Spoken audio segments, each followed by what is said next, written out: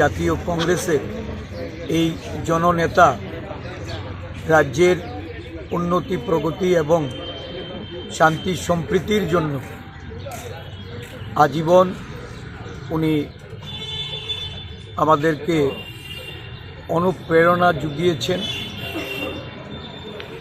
ওনার এই প্রশাসনিক সময়ে সর্ব অংশের মানুষের উন্নয়নে উনি যে পদক্ষেপগুলি গ্রহণ করেছেন এগুলি আজও সর্বজন বিদিত।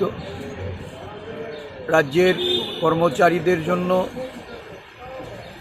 এবং একটা বড় অংশের বেকারদের যারা বয়স উত্তীর্ণ তাদের কথা মাথায় রেখে উনি কর্মসংস্থানের বা সরকারি চাকরিতে নিয়োগে যে ভূমিকা পালন করেছেন, এই রাজ্যের প্রতিটা গরিব অংশের মানুষের কাছে উনি ছিলেন সুবিধা হিসাবে খ্যাত।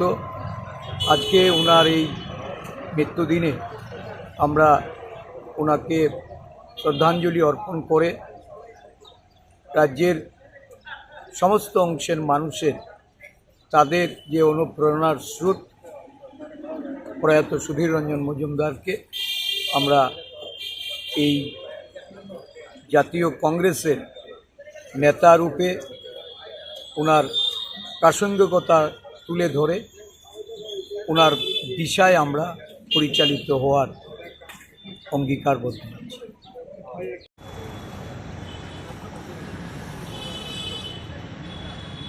আর টু বিশেষ না।